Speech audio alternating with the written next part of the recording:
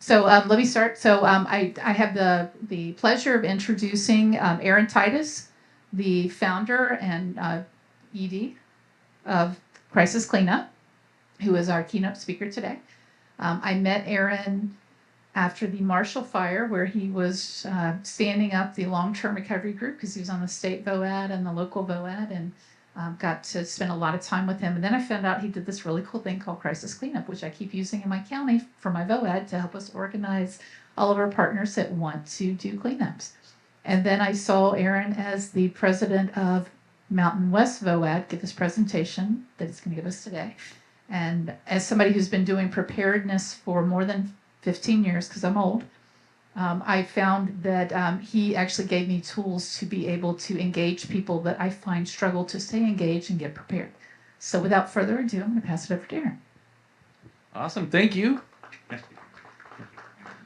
No, I don't need that. No slides today, so you can take that clicker away. All right, so does anyone, first of all, not have a pen? Anyone not have a pen? Because we will be writing. Just raise your hand real quick. One or two. Okay. All right. So just one or two pens. I think we got that. And today I'm going to preface everything that we're saying that we're preparing to get all together as individuals. So many of us have government and community leader hats on.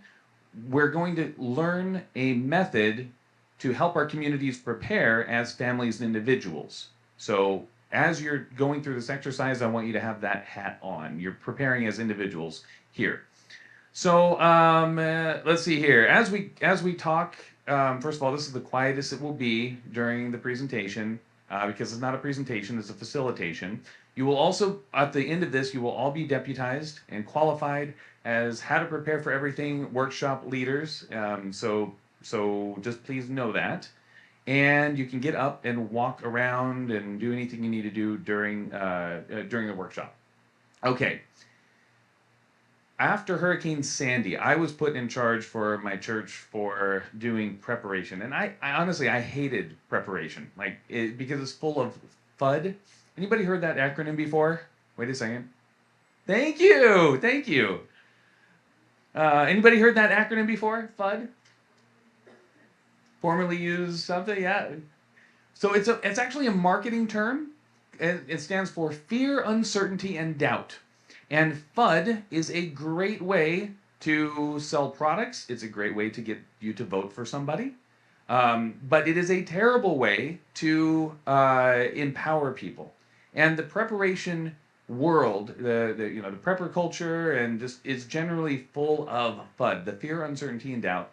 I hated that. So we are going to take a completely different approach today. At the corner of your table, you will find a stack of papers. You'll see worksheet 1, which I'm told this is goldenrod, not yellow. And then a white sheet that is worksheet 2. Go ahead and pass those out, as well as a ticket. Go ahead and pass around those tickets as well. We'll do a raffle. And if you are sitting in one of the front rows where there's empty spaces, you guys each get as many of those tickets as you want. That's right. Yeah, all you who came in and sat in the back. Yeah, just remember, there are benefits for sitting in the front. I think this guy right here, he gets like 10. So at the end, we'll be raffling off a few copies of my book, How to Prepare for Everything, that I brought. And if you ask me to sign them afterward, I'm happy to do it because it makes my ego all pumped up and stuff. So, all right, we're going to pull out worksheet number 1 and start here. On worksheet number 1, on the left side, you will see a list of disasters. All the bad things that can happen. Yay! At the top, you'll notice that they are grouped into external regional disasters, external local disasters, and then personal and family disasters. Importantly, just because a disaster is widespread does not necessarily mean that it is worse for any individual or family. Losing a spouse can be far more devastating than a fire or a flood or anything else. So just because it's widespread doesn't mean that it's worse. So a family and personal disaster can be just as important as a big disaster. There are a few things missing from this list, and some examples are in incredibly tiny little italics that are not even hardly readable. But there are a few things missing. The zombie apocalypse is not on this list. Sorry, zombies aren't real. I know that that's like saying that Santa Claus isn't real for some of you. But it's not, I apologize. The permanent breaking of the internet. Does the internet go down? Yeah. Permanently? No. An asteroid strike is not on there as well. Could we get hit by an asteroid? Yes. NASA tells us we got at least 100 years. But if we do, this little piece of paper ain't going to do you any good anyway. So it's not on there. So we're not preparing for the end of the world, the worst case scenario. Preparing for the worst case scenario is kind of like walking to the horizon. The horizon really isn't a place, it's just an idea. And no matter how far you go, you can always think of something worse. And that is a downward spiral we do not want to take our communities. So when we focus on the bad things that can happen, it creates that FUD, the fear, uncertainty, and doubt, because we have no control over the bad things that happen to us. If we did, we'd make sure bad things didn't happen to us. Now I want to turn you, now that I've totally depressed all of you, I want to turn your attention to the top of the page, and you will see disruptions. So disruptions to power and computer, water, shelter, property, emotional and spiritual needs, legal problems, and so on. And the X's in this diagram show that some disasters create some disruptions. Now, something like a fire may have disruptions across the board. But having a chronic illness is probably not going to make your roof collapse. So not every disaster causes all disruptions. So I'm going to have you take a minute right now, and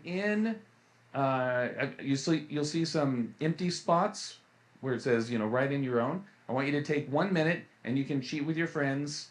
You're going to make friends, and write in something that I missed, and then make X's in the spaces for disruptions that disaster might cause. So go ahead and do that for just 1 second. All right. Hopefully we've done that. And now we are going to do the most dramatic. I want you to imagine like the most dramatic music that you can in your head, because this is the most important part of the whole facilitation. We're going to take this document here and we're going to turn it 90 degrees, and I did it right this time, like this. And instead of the reading across, now we're going to read this way. And we'll see that if we read the diagram this way, if you prepare for a disruption to power and computer, you are partially preparing for many disasters. If you prepare for disruptions to water or evacuation, for example, you'll prepare for many disasters. And if you will prepare for a few disruptions, then it no longer matters what disaster comes your way. So it doesn't matter whether the power outage was caused by a fire, a flood, a backhoe, or your 16-year-old daughter backing into a pole or something, right? Just prepare for the power outage. Does that make sense? Okay, so that is the first and most important principle today. We're going to stop preparing for disasters. Instead, we're going to prepare for the disruptions they cause. Doing this is a key to translating that FUD, that fear, uncertainty, and doubt, into empowerment. Because although we don't have any control over the bad things that happen to us, we have a great deal of power and control over how we respond to the disruptions they cause. And so with this 90-degree turn of the page, we're translating the FUD into empowerment for our communities. Does that make sense? Okay, awesome. So that's principle number 1. Prepare for disruptions, not disasters. Principle number 2, prepare together. We know from experience that that the phases, the response phase, the cleanup, the long-term recovery, mitigation, these are all community activities. We all have to work together. And yet culturally, we've been taught that preparation is an individualistic activity, and the social science research just simply does not support that. Preparing together, having strong social connections, is a better indicator of both short-term survivability and long-term resilience than any other factor, including working infrastructure and 72-hour kits and everything else. So we're preparing together in a group today on purpose. That is the second component. Prepare for disruptions and prepare together. Prepare in communities, churches, neighborhoods, community groups. That's how we're going to prepare. Okay, now we're going to move to worksheet number 2. For each of the disruptions that we just covered on worksheet 1, you'll see a row on worksheet 2. So disruptions to power and computer, water, shelter, property, and so on, all the way down these 6 pages, double-sided. And as groups, we're going to take some time. We're going to do a couple of quick sessions and brainstorm coping strategies and solutions that work for you to address each one of these disruptions. So I'll give you an example. So for power and computer, for me, indoor plumbing is totally negotiable, but if I don't have high-speed internet, I might die, right? So this is really important to me. But for me, I'm going to maybe eat all the food in the fridge and read a book with my kids and, huddle up in the fetal position because I don't have high-speed internet or whatever, right? Those are my coping strategies. You, on the other hand, might have an aging parent at home who requires some sort of medical device that requires power. So your coping strategies are going to be very different from mine. Regardless, each of our strategies will have to change over time. So there's that 0 to 3 days. You'll see up at the top, 0 to 3 days. I put 3 days because research shows that people don't know what 72 hours means. It's 3 days. And then 3 days to 2 weeks, and so on. So after 2 weeks, the food in the fridge is all rancid. The batteries are out, the kids are bored with the board games, and so on. So I'm going to have to maybe go over to grandma's house, right? That might be a coping strategy. You're out of fuel for your, for your generator or whatever. So how you prepare depends on what disruption you're planning for, and then how long you're going to prepare. So before we break into groups, I'm going to pause. Are there any questions? I just spouted at you for, 20 minutes or so. Any thoughts, questions, concerns? Rotten fruit.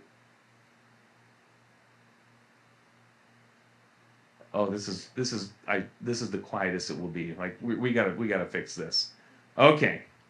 In that case, here's what we're going to do next. We're going to split up into groups. I'm going to have the first row, and then back here, the third row. I'm going to have you turn your chairs backwards and face the table behind you. And as tables and groups, you're going to take 1 minute and choose one of these disruptions, one of these rows on worksheet 2 to brainstorm about. And we're going to take 7 or 10 minutes and brainstorm coping strategies and solutions. There is one rule in this brainstorm, and that is if you hear something useful, write it down.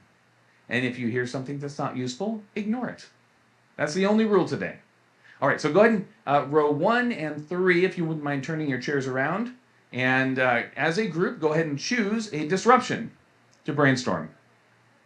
All right, let's go ahead and bring it back. And I'm going to wander, because I know half of everybody are sitting backwards, so how about I be in the middle? That way nobody can see me.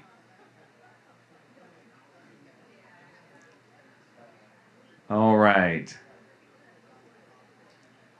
So, one thing I want to point out is that as groups, you probably got to know somebody a little bit better in the last 10 minutes. That is an act of resilience. So preparing together is an act of resilience. And when we prepare together as communities, what we're doing is we're creating relationships. So the whole premise of VOAD is that we create the relationships before the disaster so that when the disaster happens, we can work together and respond together. Communities are exactly the same way. Once you know your neighbor, when the bad thing happens, you're more likely to reach out and help one another. If you turn to the very back page, page 6 of worksheet 2, you'll see a section that says support system. As you come up with coping strategies and solutions, sometimes people will be a part of those coping strategies and solutions. It might be, go over to Ed's house, or your veterinarian might be part of your solutions, for example. Write down that person's name and contact information in your support system. And then that way you'll have it on this very high-tech piece of equipment that does not require batteries when you need it. Also, ask yourself not just who your support system is, but ask whose support system are you in? Who will you support? Which of your neighbors, which of your family will you support in a disruption? And again, it doesn't matter what that disruption is caused by. If you lose a child, for example, what a huge disruption. Whose support system are you in? Next, okay, there are 2 scales at the top of worksheet 1. There's that time scale, 0 to 3 days, and 2 weeks, and months, and so on. You'll see gray areas on worksheet 2. Basically, if you're having that disruption for that long, you've got other problems, you don't need to worry about it.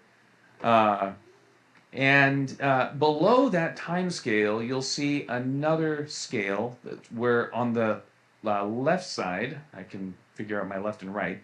On the left side, you'll see external disasters, and then on the right side, you'll see family and personal disasters. This is because external disasters tend to have large impacts over the short term with a long tail. And in general, family and personal disasters tend to have higher impacts over the long term, but aren't necessarily an emergency on any given day. So where this is useful is this group, for example, focused on medical disruptions. And sometimes I'll have people ask me once they get out to the 6-month mark, like, what am I supposed to do? I'm not a doctor. I'm not going to turn my house into an OR or something, right? No, you're absolutely right. But think about instead in terms of family and personal disasters. So I have a son with an undiagnosed neurological issue that has an enormous effect on our whole family and how we live our lives, where we live, but on any given day, it's not an emergency. But over the long term, I need to prepare for that by making sure that I have good health insurance, for example, or I live in a place that has an education, has a school that meets his needs. So think in those terms. The further out you get, think in terms of family and personal rather than the external disasters. Next, let's see here. Oh, are you a maker, a doer, a buyer, or a relationship builder? So we each prepare in different ways, which is one reason why the worksheets that we put together with the big checklists and then we hand them out, they don't work. They don't work because I'm a maker and you're a relationship builder. Or she's a doer and you're a buyer, right? Like the maker, they're the person that's going to go out and build the DIY solar panel array in the backyard. The doer is somebody more like me. I'm going to read the book and play the board game and and whatever else, right? The buyer is going to go out and buy the several kilowatt hour diesel generator, and the relationship builder is going to go over to Ed's house. So because we each prepare in different ways, I can't make a list and hand it to you and expect it to be useful more than 30% of the time. And yet, that's what we're trained as professionals, that it's somehow our job to do that. Isn't Isn't that right? Like, we've all kind of been indoctrinated that it's our responsibility to save the vulnerable populations. That is not the most helpful mindset that we need to be focused on. We are all preparation experts because we know how to meet our basic daily needs. The communities we serve are preparation experts because they know how to meet their basic daily needs. What we lack, what our communities lack, is a way to organize what we already know. Where without a framework, that, like on worksheet 2, for example, we end up with this long checklist of things to buy or do, and we check off the first 4 items, and we're like, well, I hope the zombies eat me first, like that's about the best I can do. And when we give our communities checklists, that's kind of what we're setting them up for. We're feeding into the FUD, the fear, uncertainty, and doubt, and the overwhelming nature of disasters. Instead, if we give our communities the ability to solve their own problems and give them a framework to figure out what they don't know, then we're really truly empowering them. So when you're all done today, you're going to have a few things. First is a framework to talk about preparation in a way that is empowering, the disruptions rather than disasters. The second is you have a preparation plan that you actually believe because it's in your handwriting. It's not something that I hand you. The third is a gap analysis. Everywhere you see a white space on the worksheet 2, that's a gap in your preparation. Now, what you choose to do with it is totally up to you. But the point is, now you know what you don't know instead of having this giant checklist that you just check off the first 4 items. And then the last thing that you have is, if you look in that first column, 0 to 3 days, you'll see a dotted line that goes all the way down. Everything in that dotted line, in that first column, is the beginning of your personalized 72-hour kit. That way you don't have to worry about, which version on, checklist online, you should use. All right, any questions so far? Does that all make sense? Okay. I feel like I might have offended the sensibilities of some people here, like, but wait a second, my preparation thing that I do is the best. I just want to point out that my role here and your role when you run a workshop should be facilitator, not expert. If I got up here and I was preaching to you about how to prepare for a fire, first of all, you wouldn't take me very seriously. Or I wanted to tell you about how to make rabbit traps out of sticks, this would be mostly a waste of your time. But as you engage, you're going to learn a whole lot more. So just keep that in mind as you're a facilitator. Okay, anything else? Let's do one quick round of reporting out. I'm going to choose, let's see, this group right here. What disaster or what disruption did you focus on? Shelter and property? Okay, so on page 1, everybody turn to page 1, and I'm going to have you share just 2 or 3 things that you learned. I'm going to totally volunteer you right now. And if everybody else, if you hear something useful, write it down. And if you hear something that's not useful, ignore it.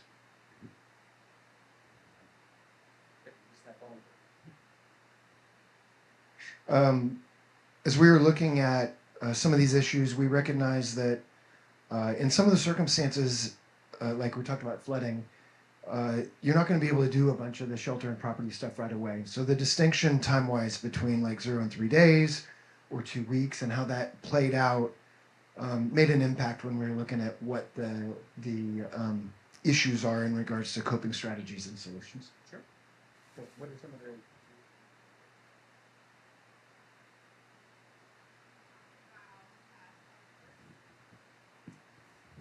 Hi, everyone. We talked about shelters. That's usually, 0 hours to 3 days. There's a lot of great organizations like American Red Cross that usually does sheltering immediately in the areas. A lot of partnerships with the local CVs as well. And then we talked about road evacuations. That's one of the things, so county officials partnering up with them. So our OEM, so emergency office management within the county. So knowing what roads would be open for evacuations and that preparedness. That is again 0 to 3 days, depending on how quickly the flooding is going to happen as well. And then as Adam kind of mentioned, then going into that debris removal. So kind of within whether it's going to be an immediate impact or any trees that may fall as well because of the water damage. So, and then of course, anything that's going to be 1 month and beyond is going to be more of the assessments within the properties.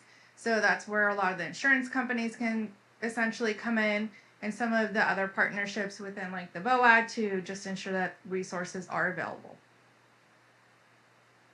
So I'd like to point out that that was not a list of things that you needed to buy, right? So this is not a list of just things to buy. It's relationships. It's understanding the resources in your communities. Absolutely. As you do this workshop in your communities, you may be very tempted to get up here and say, but there, you need to know about all of these resources in your community. Don't do that. Instead, write it all down on a piece of paper, all the resources that you want your community to know, and put that put that paper on each of the tables so that they can draw from it and add that to their own preparation plans, so that it becomes theirs rather than something that you're just preaching at them. All right, we're going to do another round. Yep, I think we have enough time for one more round. Normally, here's what I would do. I would have you all get up and move around and change, change into new groups. We're a little tight, so I'm not going to do that now, but I really strongly suggest that. When you run it, grab 2 or 3 people. Like, for example, I would say everybody not wearing glasses, for example. Go ahead and get up and, find a new table. Or, everybody who was born in January through June, go ahead and up and find a new table. It's really, really helpful. We're a little tight here, though, so I'm not going to do that right now. So as groups, we're going to take another minute, choose another disruption to discuss. It can be the same one. It can be something new. And we're going to take another 10 or 12 minutes and brainstorm on that strategy. So if you're on rows 1 and 3, go ahead and flip your chairs back around, and we'll do that. All right, let's go and bring it back. Now, we only have an hour and 15 minutes today, and which means that we have enough time to do about 2 of these rounds. And now, as you can see, we could easily do this, another 2 or 3 more rounds, like quite easily. The workshop itself likes to be around 2 hours. If you're good, you can get it down to about an hour and a half. We had this scheduled originally for an hour and a half. We shaved off 15 minutes because we're going to give that to you later for networking time, because we felt like that was really, really important today. But I want to point out that, like, when you run a workshop, it really wants to be about 2 hours. You could do a half day on this and it would be fun, but then nobody would show up when they say, come for 4 hours to learn about preparation. Yeah. Once they got there, they'd be happy. That's actually a comment that I often get is, oh man, we should have done this for 4 hours. Like, yeah, you wouldn't have shown up though, would you? Yeah, you're right. I wouldn't have. Okay, so when you're running a workshop, minimum 10 people. If you don't have 10 people, you're just not going to have enough conversation. Groups, ideally, are 4 to 6 people. Now, we have groups of close to 10. That's often a little bit too much, because you'll have people that just don't get a chance to participate. We had some constraints in this room that we just, you roll with it. But ideally, about 4 to 6 people. No PowerPoint, no slides. If you're doing PowerPoint or slides, you're doing it wrong. The only exception is if you're teaching a bunch of blind people, or deaf people. Sorry, not blind people. If you're teaching a bunch of deaf people, you can have slides in, but that's it. Then reporting out in between each session. Ideally, I like to take time to do some reporting out and let people kind of share like we did. We didn't have enough time for that, but it's nice to get people engaged like that. And then the musical chairs, again, which we also didn't do. But this is a really handy tool, especially if you happen to have like that one alpha male who just totally takes over one of your groups. Make sure you move him each time. And it's totally a win-win-win, right? Like I win because he's not taking over one of my groups. The groups wins because they don't have to listen to him like all the time. And then he wins because he gets a brand new audience every single time to share his fountain of knowledge with.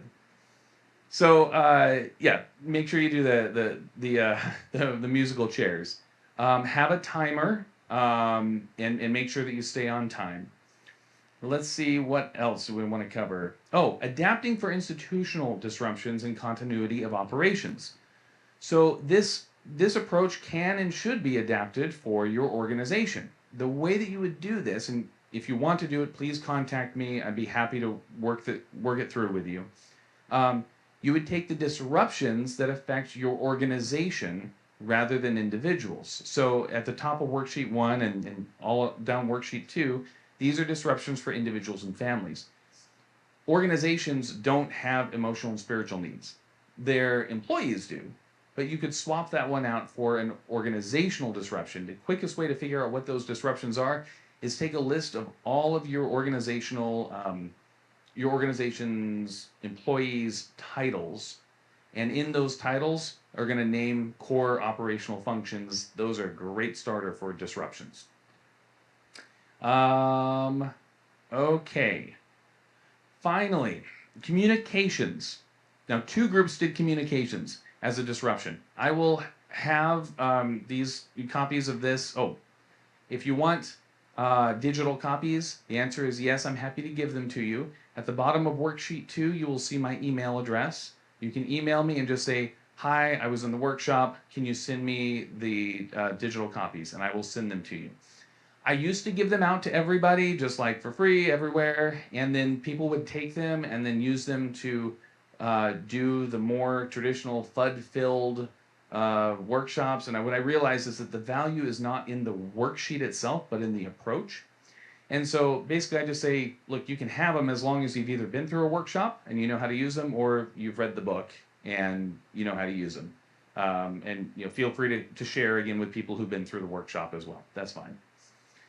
Communications. I know this is very tiny up here, but communications more than any other disruption is prone to that FUD, that fear, uncertainty, and doubt. And so I have a worksheet up here that I'm happy to share with anybody who wants it. It kind of brings a little bit of sanity to the discussion by splitting up communications by timing, either it's live or delayed, synchronous or asynchronous, and by the mode, one-to-one, one-to-many, many-to-one, or many-to-many. And so once you understand what you're trying to accomplish, are you a pastor and you need to hear how all of your flock is doing? That's a many-to-one type of communication. And do you need to know now, or is a little bit of delay okay? Once you figure that out, then you can choose an appropriate communication strategy. And the idea is that we build up as many of these scoping strategies and solutions in our toolbox as we can, because when the disruptions and the disasters happen, we won't know exactly which combination of tools we'll need to use. So the more tools we can put in there, then we can pull out the combination that we need when we need it. Or if you have 11 kids like me, the communication strategies are very different as well. And yes, I actually do have 11 kids. Let's see here. Yeah, people are like, how'd you do it? Like, well, doing it is the easy part, but parenting's hard. Okay, let's see here. What else? We're going to now move into buzz groups. So what I'm going to have you do is split up into groups of 2 people, and one of you is going to be Alice, and the other is going to be Bob. And I'm going to ask you just a couple of open-ended questions, and I'll coach you through this so you don't have to remember anything. You get to decide who's Alice and Bob. So I'm going to ask you 3 questions. How do you feel? Just an open-ended question. How do you feel? And then Alice will turn to Bob, and for 1 minute, answer the question. How do you feel? And then after a minute, it will be Bob's turn, and Bob will turn to Alice and answer the question, how do you feel? Then I'll ask 2 more questions. What did you learn? and Alice will take a minute, and then Bob will take a minute. And then finally, what do you plan to do next? And then we'll repeat that process. So go ahead and split up into groups of 2. And don't worry, I'll coach you through it. I'll call it out so you don't have to memorize any of that. All right, let's go ahead and bring it back in. So what I love about this exercise, the buzz groups, is that if you've ever facilitated a large group and everybody's kind of like buzzing with energy and you've kind of learned a lot, and then you bring it back and you ask for comments, kind of the comments that you get are people trying to process and they haven't really quite processed yet, and so it can be a little scattered.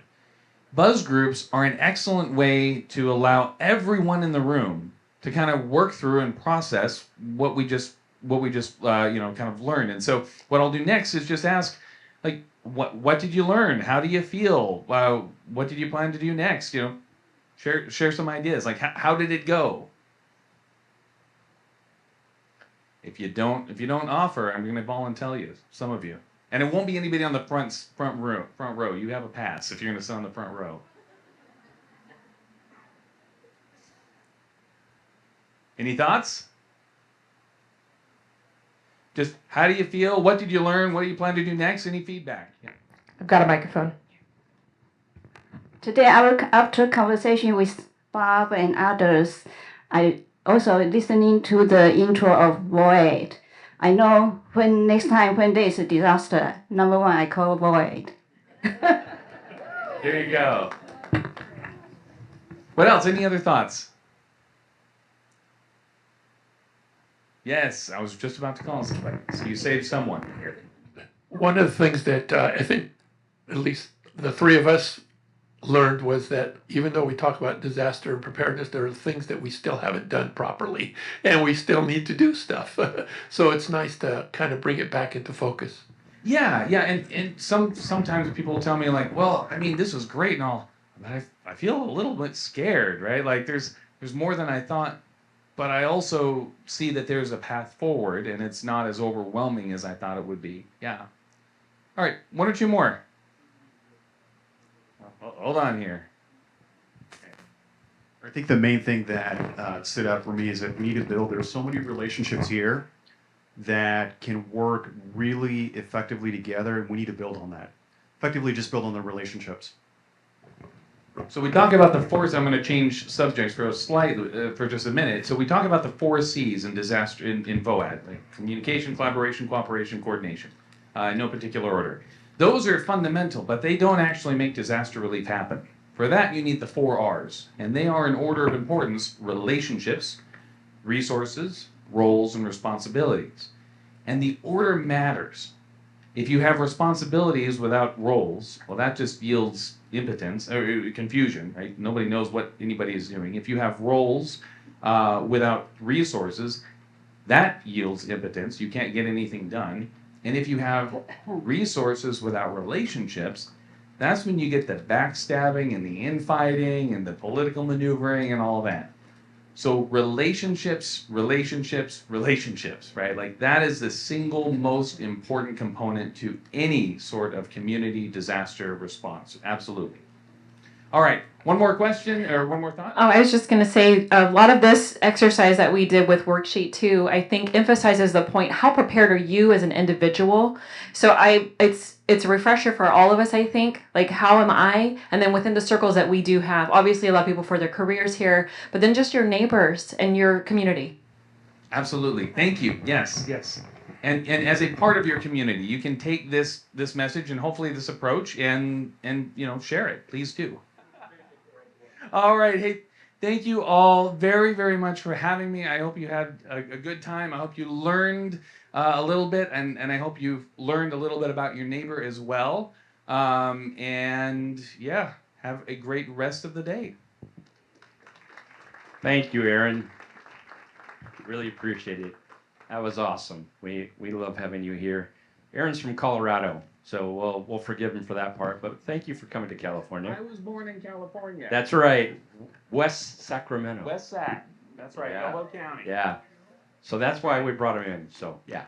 I want to introduce you to a very good friend of mine. And if you notice, I have a lot of good friends. I'm a very relational guy. But this is my dear friend, Amy Mefford. She's with the Salvation Army, and she is one of my co-presenters on a lot of these things that we do throughout the country. And she is our host, and not only is she going to share a little bit about the Salvation Army, but the most important part of the day, the food. So, Amy. All right. Well, before we talk about food, I do have a presentation. So I know as you guys talk about food and you start smelling it, it smells really good. So I just want to thank each and every one of you for being here today. I will share with you guys my family nickname. I am called the hostess of the mostest. And I absolutely love hosting. So I will have Thanksgiving, I have Christmas, I throw birthday parties for the neighbors. So when I told my husband I was hosting, he was so excited to know nobody was coming to our house. So I said, no, I'm hosting at DHQ. So I welcome you all here today. Some of you asked for a private tour. There's really nothing exciting here. Oh, DHQ. I'm going to have to do an IOU. I have teenagers, guys. I never carry cash, but I will hold you to that. Divisional headquarters. So I owe $1. I owe $1. Well, I'm not taking your money. I'm going to have to put my own money in the kettle. Okay, go ahead. I owe Kevin, and I owe you. No, I was saying it out loud. Okay. So I welcome you here. This is our divisional headquarters building. It's where our finance department is, our program department. If any of you have never been to a local Salvation Army, that is where you want to see the building. That's where all the fun and activities happen here. Unfortunately, it's just a corporate building, so not much to see. But if you would like a tour, I'm more than happy to do so. Introduce myself. My name is, you gotta hit the space bar. I'm sorry, I'm an animated person. There we go. My name is Amy Mefford. I am the Director for Disaster Services for Northern California. If I've met you previously, I was the deputy, which, woohoo, I loved being deputy. I love being director too, but I do miss my counterpartner, which was Patrick McGinn. So if any of you have worked with him, him and I worked together for 5 years, and we were an absolute great team. And so it's very sad that he's gone. He is in Hong Kong right now following God's calling as a missionary, so I can't be that mad that he's gone. But I do have with me Miss Terry Lewis. She is our recovery coordinator that does a lot of our recovery efforts during the disasters response and recovery. So her and I are just kind of running things on our own. So it's really wonderful. I have my phone number and my email. Just snapshot a picture of that. We'll be doing networking. So if I do Blink, I don't do business cards, so very easy. Even if you don't have the app, it goes directly into your iPhone. If you're an Android user, I'm really sorry. Spacebar. Okay, there you go. Mission of the Salvation Army. We're an international movement, and we're an evangelical part of the Universal Christian Church. Our message is based on the Bible. Our ministry is based on the motivation by love of God. And our mission is to preach the gospel of Jesus Christ and meet the human needs in his name without discrimination. So I always love to start off with our mission statement. There are 4 territories across the whole United States. I know this kind of gets a little bit confusing when people call me and they're like, hey, who's your counterpartner in Salinas? Or, hey, can you respond to San Bernardino? I then have to refer you to my counterpartner. We're broken up into 8 divisions. I'm right here in the Del Oro space bar, and it kind of circles it. There we go, Del Oro Division, which is Northern California. So Fremont, California, all the way up to Eureka, all the way over to Northern Nevada. If you do call me and you do need a resource, I have a lot of friends just like Kevin, could definitely refer you to the right person. We have different levels of disaster response. So we have our local core and emergency, local fires, localized flooding, active shooter, power outages, and search and rescue. We then go to divisional disasters, which are the big floods, the big fires, landscapes, and rural earthquakes. And territorial disaster could be urban earthquakes, multi-core divisional disasters. And then we have our national disaster support, which then is catastrophic disasters internationally recognized. The 1906 San Francisco earthquake, including Hurricane Harvey, and now the Hawaii Lahaina fire. What do we do during disasters? Raise your hand if you've worked with the Salvation Army during a disaster. Yay! Love it. Know you. Get to know you. No, I know you. So we deploy local Corps officers, incident management teams to manage on-site operations, including but not limited to food service, hygiene support, emotional and spiritual care, local assistance support, donation management as a system. We ran the car fire donation management as well as campfire donation management. Volunteer coordination, early and long-term recovery, bulk distribution, as we now have a newly appointed warehouse here in Sacramento. Round of applause, because it was a lot of work to get the county to sign off on that.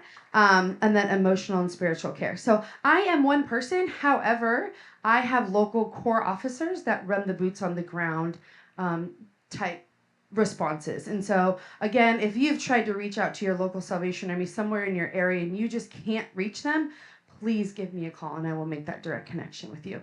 What's kind of our relationship during response? So we work with state and government relations, working in coordination with Cal OES. We engage in mass care feeding task force. Cal OES? What'd I miss?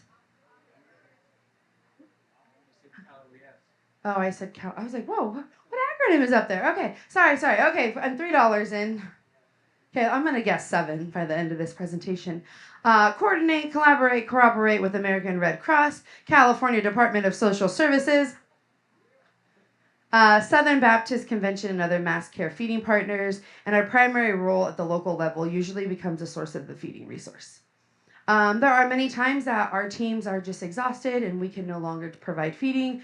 The one good thing about all the mass care, shelter, and feeding is we're able to have that relationship with other partners where it's like, hey, Salvation Army, we're pulling out. However, our friends at Southern Baptist is going to take over. And we try to help build that gap so that there isn't that break in feeding.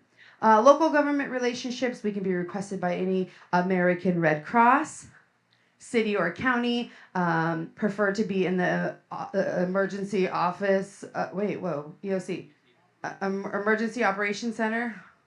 Thank you. And at least connect with operations briefings, operational agreements, which are our OAs, and I said that first, operational agreements, and preference to our memoranda of understanding due to our internal processes. I will tell you, that's kind of a long process and it really shouldn't be, but our legal services have to be a part of that. So I'm working on a operation agreement with Sacramento and they're waiting on that. So that's why I was looking at you, Nicole. It's coming. So just reach out to our local offices, connect with our local offices on how they can fill the response gaps for fire, flood, active shooter. We also engage in community, long-term recovery groups and unmet needs group to ensure the vulnerable populations are at least partially met. And then we engage in voluntary organizations active in disasters and community organizations active in disasters. Am I good? I'm only at $3. So early recovery is something that's new. Where's my friend Nathan? Hi, he's here. Oh, Nathan. Him and I, when I first started in 2017, Salvation Army started its very first early recovery program. That was when I first started with disaster services. I've been with the Salvation Army since 2000, but doing disaster early recovery was new to me, and I was handed just a blank binder, and it said, we had all these extra funds, now get it in the hands of survivors. And I was like, whoa, what's that look like? So I was just sharing with him, I wish I knew then what I know now. Now, we are involved in disaster case management, which is just so phenomenal to see the work that we've done. So food, clothing, housing, utility, financial, rebuild supplies. We can also help. One thing that's really great with our organization is we can kind of fill in those gaps that nobody else can, where it's just that odd ask where we know they really, really need help. A lot of our fundings don't really have that criteria to where it's buckled down on specific housing for vulnerable people. It's what are the needs and how can Salvation Army help? And so I love sitting at the unmet needs table because we're able to help those where there is zero funding in the community to do so. Furnishing school supplies, working with access and functional need, clothing, disaster construction, power poles. Love to do power poles. Rebuild supplies, carports. That is new. I know. Way to go, Catherine. I know. Lessons learned. I'm going to go to the next slide. And this is our CalDOR. We did CalDOR, which is DCM. I didn't want to do too many stats for you, but this is really exciting for us. And disaster case management. Thank you. $4.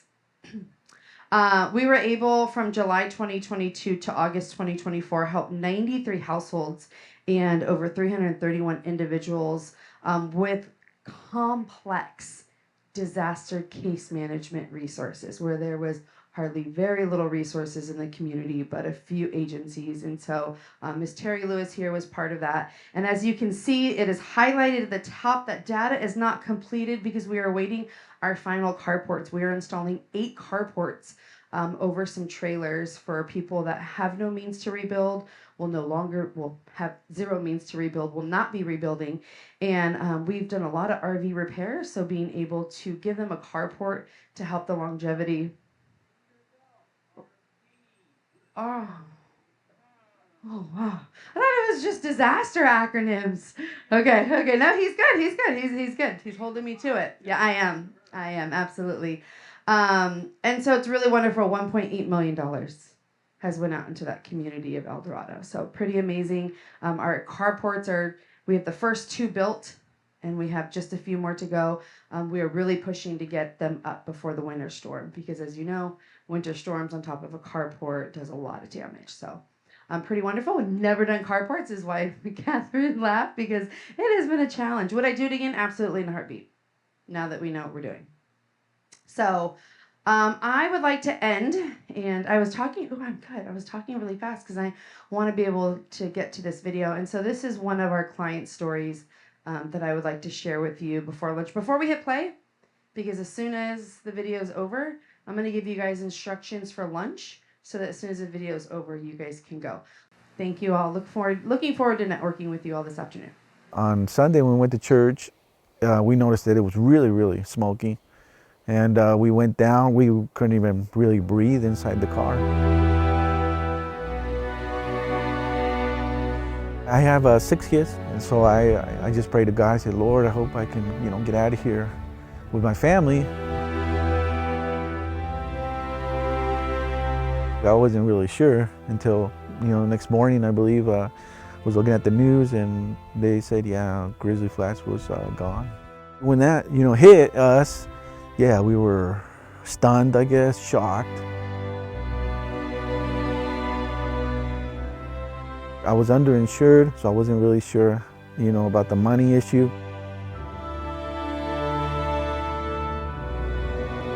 We moved in on Christmas.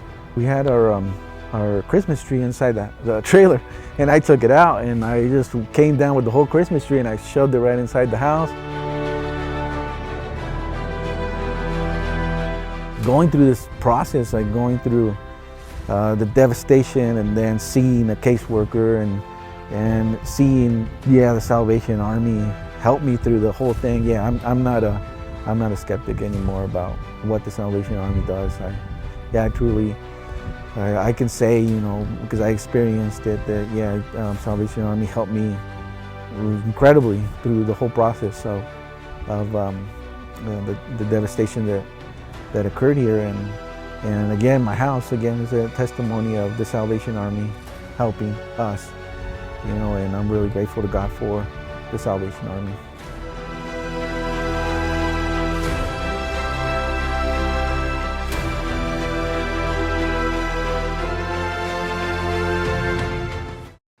Well, our next part of our session is more of our governmental partners and the relationship that we have with government partners. But before I do that, I'm getting the frantic high sign over here that we have some questions that need to be answered.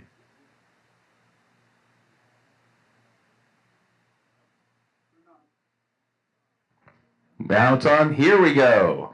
All right, so we've had a few questions online. The first is a question about case studies of how VOADs effectively advocated for mitigation project funding, especially in rural counties. We did a poll. We don't have that answer handy, but we will research that and provide it to you. And then Kevin, for you, 2 questions. How does Northern California VOAD have 48 counties and Southern California VOAD only has 10? And how does California VOAD find funding? Do you have permanent paid staff? Yeah, good questions. And I would just want to back up to the mitigation question real quick. We work very closely with your local emergency managers and your local counties, and then we work with Cal OES to identify that, and they work very hard to work on the mitigation. As far as we are not... Thank you. You know what? Cal who? Office of Emergency Services. Just gonna put that right here. And thank you all for lightening the mood. I appreciate that. We don't have a full-time staff member for the NorCal. We are a volunteer organization. We are also not a 501c3, so we do not take donations at that level because we do not want to take funds away from our partners in the local community so that they're able to serve their communities. We do although our members, we give a voluntary membership fee if they want to, if they can afford it or not.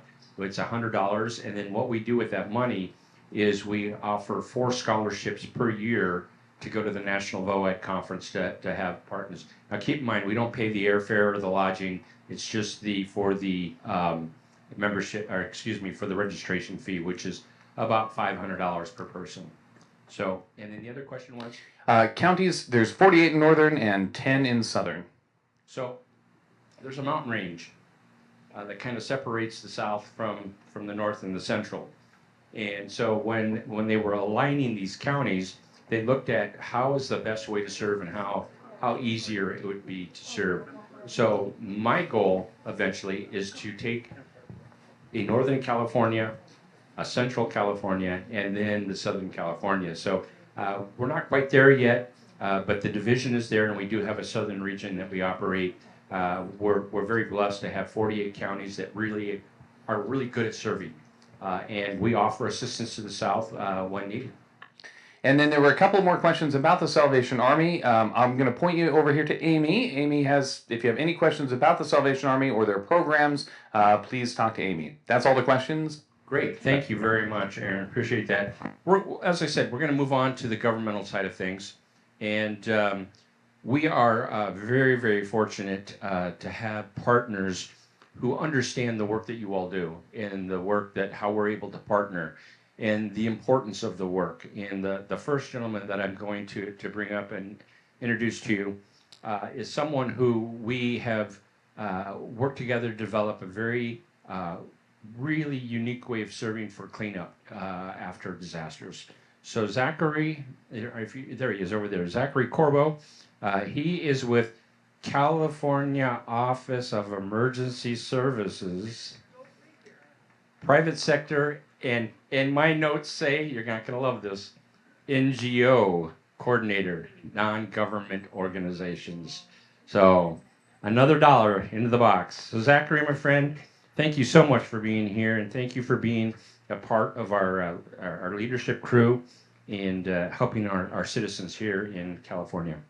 Absolutely happy to be here. Afternoon, folks. I realize he needs this more than me. Yeah, I'm really trying not to, but I do work for the government, and if I don't say at least 5 acronyms in one presentation, I think I get fired. It's actually in my contract. I'm very happy to be here. I also realize I am basically the first speaker after lunch, so feel free to sleep. I'm also taxpayer funded, so you've already paid my salary for the day, regardless if you pay attention or not. And I do appreciate those checks every month. They get to fund this nice jacket. This is not taxpayer funded. I paid for this myself. But as introduced, my name is Zachary Corbo. I have the great privilege of working, because I can't use acronyms, you're going to get the full title, at the California Governor's Office of Emergency Services, specifically within the private sector and non-governmental organization coordination office. Effectively, we are external affairs on steroids. That's how our chief, Abby Browning, likes to describe us. Our partners are anyone who's non-governmental, be it the private sector industries, the groceries, and then the nonprofit community. That is who our partners are. Within emergency management, there's a number of communication channels for governmental partners. Your local cities know that they report to their counties, the counties report to a region, and then ultimately to the state and to the federal government. For non-governmental organizations, there's not always that clear structure of who do I talk to if I need information.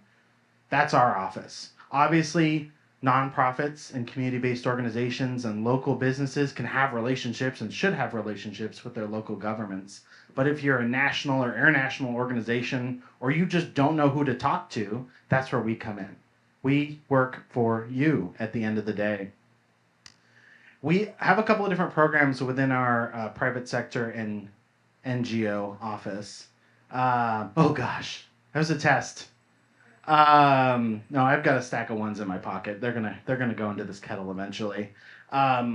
But what I really wanted to, one of the key points I want to touch on, and this phrase should terrify most folks, is I'm from the government and I'm here to help.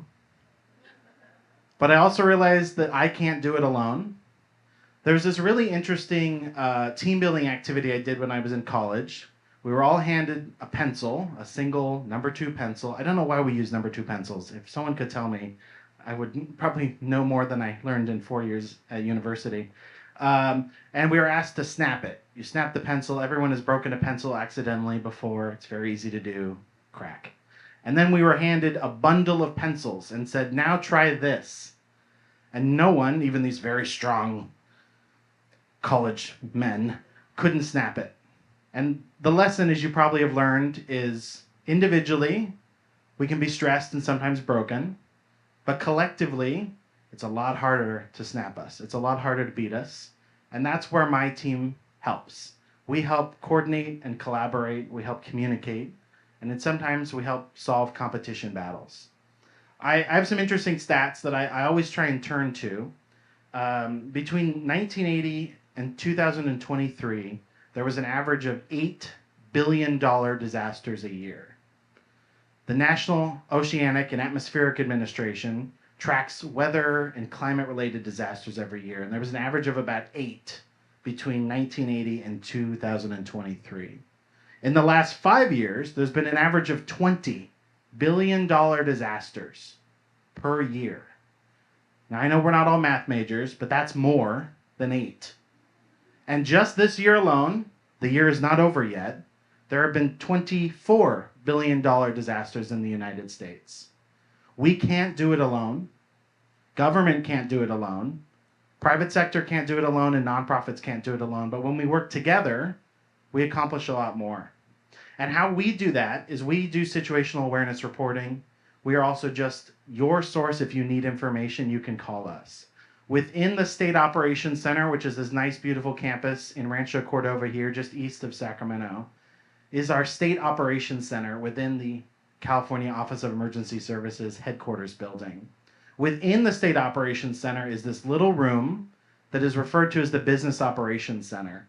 And it's always bugged me a little bit that we call it the Business Operations Center, because in reality, it's the Business and Nonprofit Operations Center. So I think our nonprofit partners think, oh, Business Operations Center, that's not for me, I'm not a business. But in reality, that's what we refer to it as the BOC, but it is the thank you, see, you're doing good. This is the, now I'm gonna just put 2 aside here. But it is our activation arm. So when the State Operations Center is activated, we often activate the Business Operations Center. And what that means is we begin daily situational reporting. A lot of this situational reporting is the same information that our government partners receive.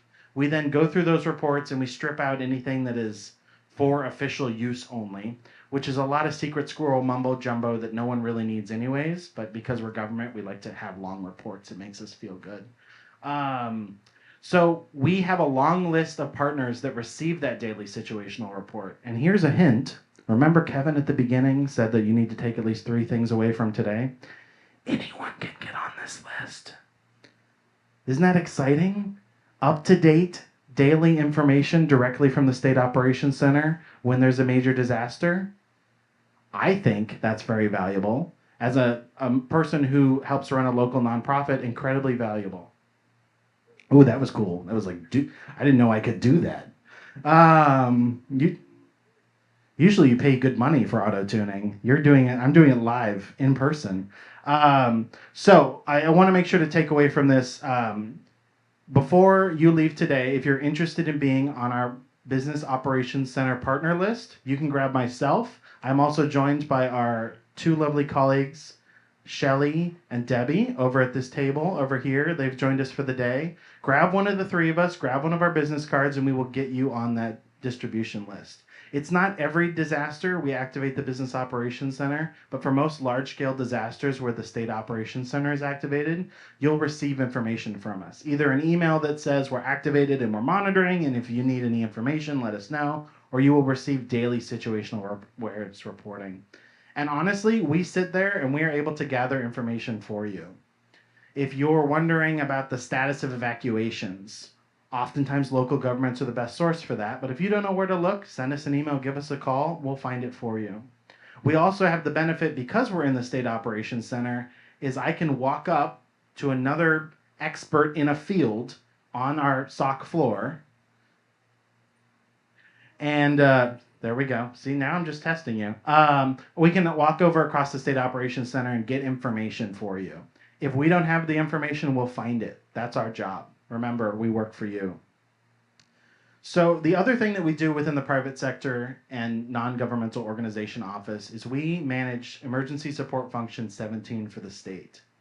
Emergency management is divided up into pieces of a pie, as you might imagine. You know, fire rescue, there's an emergency support function. Law enforcement, there's an emergency support function. And really, it's a way to coordinate assets and resources within a unified structure.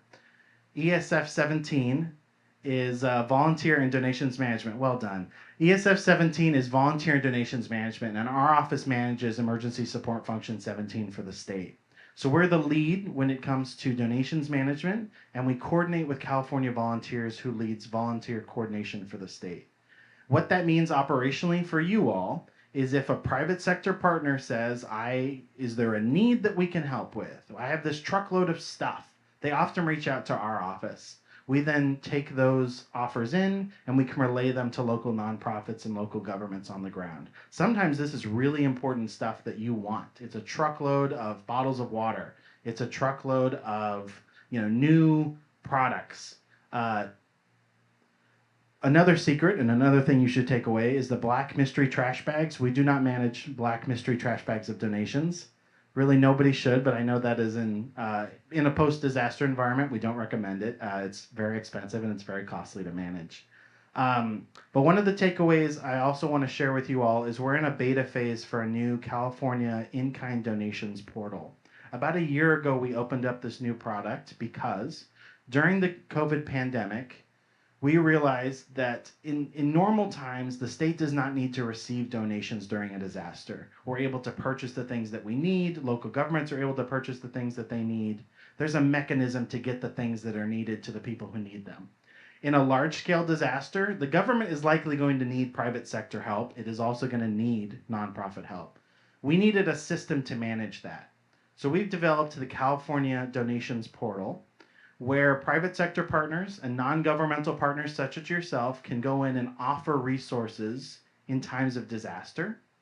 We at the Business Operations Center will look at those offers and say, okay, this looks like a legitimate offer. It looks like it has all the information that a local government would need. We will release this offer to the government that has been impacted, and that immediately then goes to our local operational area or county partners. Then it'll be on the local county to decide, okay, this offer from Target of a truckload of A, B, and C product, we do need that. I'm going to call Target and I'm going to take care of that. I want it heading my way. I would bet 50% of the time that product will then end up in the hands of a nonprofit to give out. So it's important to have a relationship with your local government who will likely receive these donation offers, but may not be able to distribute them in the way that you can, either most effectively or efficiently. So that's one of my plugs, is make sure that your local government is signed up for the California Donations Portal. A lot of our counties are, almost 100% now. And then eventually when we roll out this donations portal more widely, we will have private sector partners loaded in, we will have non-governmental partners who can access it, and then the county partners who will actually be able to see the products that come through. The other plug I wanted to make sure to share is that we also manage the relationship with Philanthropy California. So when it comes to Emergency Support Function 17, there's really three main buckets. There's the volunteer coordination, there's in-kind donations, which is physical products, and then there's the monetary coordination. The state does not take in donated dollars. We find partners who need those dollars, and are able to distribute them equitably and fairly to vetted organizations. So we've partnered with Philanthropy California. Philanthropy California is who we direct donated dollars to. And we can tell you with 100% honesty, in recent cases, when Philanthropy California has vetted a fund and we have amplified that fund through our partners and through our networks, large businesses have written very large checks to those funds, which then benefits your organizations on the ground and the survivors that have been impacted by disaster. And why I say this is because it's important for you to have a relationship with your local community foundation. Most local community foundations across California have some mechanism for disaster funding. If they don't, they can ask a friend, because we have a number of very, very established community foundations who have developed disaster funds after a disaster, and they've had to do it more than once. I'm looking at our friends up in Northern California who have unfortunately experienced disaster disproportionately than others. North Valley Community Foundation is incredibly good at disaster funding. United Ways up and down California are very good at disaster funding. So I'm trying to fill up your 3 things here that you're supposed to take away. I'm very selfish. So the first one was have a relationship with your local government when it comes to donations management. The second one is have a relationship now, right now when the skies are blue. Find your local community foundation. I think we're represented potentially by one in the room, at least one, hopefully. Find your local community foundation and know whether they have a disaster fund, whether you need to, pre-register for receiving dollars to that disaster fund, or if they don't, recommend that they work with another community foundation to develop that disaster fund. Really want to foot stomp that because it's incredibly important when the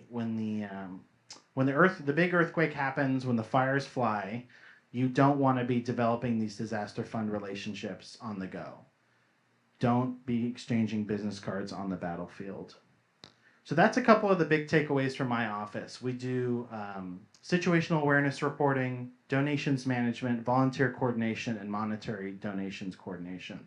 A couple of the other takeaways I want to share with you are some recent experiences from my own disaster experience working in California, as well as I've been privileged to deploy to Florida for hurricane recovery very recently. And I want to leave you with a couple of key takeaways. Have a relationship with your local emergency management during blue skies. We all look outside today, and I know it's very windy, but the skies are blue. Find your local emergency management office, and if you serve multiple counties, that unfortunately means that you need to make more friends. Oh, darn. But make sure that you know who they are and how to contact them, and what their preferred method of communication is during a disaster. Make sure you know who within their structure typically manages voluntary organization coordination, who typically manages volunteers and donations management during a disaster, and know who they are. I would also plug that you should read their plans. These plans are often on their website. They often spend 3 to 5 years building out these emergency operations plans through extensive stakeholder engagement, and then post these documents publicly on their website. You should know what that plan says as it relates to your service area. If you're a mass care provider, read their mass care plan. If you're a volunteer and donations management organization, read their donations management and volunteer management plan. I would also encourage you to ask them, when the last time that plan was exercised, if you could participate in any sort of exercise in the future, and if there's any other stakeholders that you should bring to that table. I also want to plug that if you're not a part of a county or a community that has a voluntary organizations active in disaster, seek out people who can help build one. Because I've been a part of disasters where there has been a VOAD, and when there hasn't, thank you, you're doing a great job. I went through like 5 whole minutes with not a single acronym. This lady right here is the master. Can we get her a job ringing bells for the Salvation Army? This is incredible. I'm sure Amy would sign you up and put you in gear tomorrow. So I've been a part of disasters where there is a voluntary organizations active in disaster and there isn't some sort of voluntary coordination structure. And let me tell you, the second one, it usually doesn't go as well as the first. You have to build the ship as it's leaving the harbor, and it never goes well. Because at the end of the day, there's hurt feelings. There's people who weren't at the table. There's communities that were left out. And there's organizations that really should have been there or could have been better coordinated, which then means ultimately all we care about is that the survivors don't receive the best possible experience. I have two further points, and then I will leave you to listen to the other incredible speakers we have today. Trust but verify. Trust that there are needs in a community after a disaster, but verify what those needs are before you load up your truck or you load up your van or your volunteers hit the road. Because I've been on the receiving end of I have a 53 truck full of 53-foot truck full of clothing and diapers and cleaning supplies, and I need you to tell me where to put it. It's still raining. The fire is still going. I don't know where to put it. Now you've created a disaster for me while I'm managing this bigger disaster. You know what then makes your emergency manager then gets mad? Like, oh, shoot, I wish they had asked me before they loaded up that truck because I just got a call that we needed a bunch of A, B, and C, and you didn't put it in the truck before you started driving to me. Please don't do that. Emergency management, as large as California is a very small community.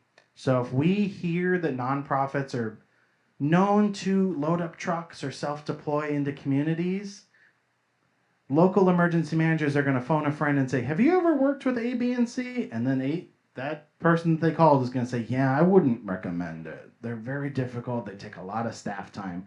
Don't be a naughty organization. If you leave this room and I hear that one of your organizations loaded up a truck or deployed into a county without at least asking, I'm going to be very upset. And you don't want to see me angry. So that's what I want to make sure to leave with you is trust but verify. We likely need your help. We likely need your supplies, but ask what I need before you think you know what we need and then show up. There's a very recent experience of a well-meaning organization loading up a truck full of supplies and just sort of generally telling a city or a county that they were on their way. The level of anxiety within that emergency management agency was so significant that they had to call 5 or 6 people to figure out who is sending it, what is in the truck, when is it going to be here, who's going to unload it, who's going to store it. Also, we're in bear country. If you bring me food and then you leave it out overnight, there will be bears. Which is, for a Sacramento boy, really terrifying. I'm sure for folks up in Northern California, like, it's a bear. It's not that big of a deal. For me, like, I saw a rat yesterday, and I was like, oh, wow, that thing was huge. So, trust but verify, and make sure you have a strong commitment and a level of communication with some agency who's going to receive it and is ultimately responsible at the end. The last point I want to leave you with is I know we are all likely skeptical or anxious about pop-up organizations. It's a bit of a dirty word in the VOAD community. These are organizations that sprang up after a disaster because they're likely community members. They maybe were a local sports organization, or they generally served their community before the disaster. A disaster has now happened, and now they feel compelled because it's their neighbors that have been affected by this disaster. In some cases, not all cases, we treat those organizations with some level of skepticism and some level of standoffishness because we're naturally worried who you are, where is your funding coming from, are you following all sort of the VOAD rules? Probably not, because on Tuesday they didn't know what VOAD was, and now it's Thursday, thank you. Now it's Thursday, they have to know what VOAD is, and we can't expect people to become disaster experts overnight. So my implore to you as our nonprofit community, those who have showed up into this room to learn more and how to do better, if you see one of those organizations, take them under your wing. We know some of them can be difficult to work with. They likely don't know the acronyms, the terms, the players, the best practices. They're likely going to spend dollars in ways that you wouldn't recommend, but they probably know the community better than you do, unless you've been there before. They probably know who's been impacted better than you do, unless you're already from that area. And most importantly, they likely look like the community that was impacted. And after a disaster, when the world is spinning, you want to know that the person who's coming to help knows you, knows what you need, knows what the community looked like before the disaster, knew the players, knew the grandma who lives down the street. So bring them under your wing. You'll likely be better accepted. Your resources will go farther. You'll likely hear more about what the needs are down the block where they don't really talk to outsiders. So this is my final point. Bring those pop-ups. In some cases, they will actually be sketchy, so keep an eye out for those. But bring the legitimate people under your wing and help them out. I appreciate it. Thank you so much. Thank you, Zach. Zach, you said two things that were really important, and this is something that many of you who know me know I preach on a regular basis. One, you said, if you didn't know it, you were going to go find the answer for it. And we've got to make sure, guys, when we work in communities, we don't want to fail them. So therefore, we don't want to have misinformation in the community. So that was one thing that's really important. If you don't know the answer, go seek out the answer and then address it. And number two, that one of the things that's so important to me personally is speaking on behalf of another organization. You never want, even though you may know what FEMA does, or you may know what Cal OES does, you may, ding, ding, ding, ding, ding, ding, ding, ding. I knew I was going to get caught on that. Never speak. I would never speak on our friends from the Red Cross. In conversations, I could say things like, typically this is what I see, but I'm going to direct you to the Red Cross for the answer. We always want to make sure that our families that we serve get to hear directly from, I'm getting would you stop talking and get off the stage? So we want to make sure that we just make sure that we're getting the right information out there.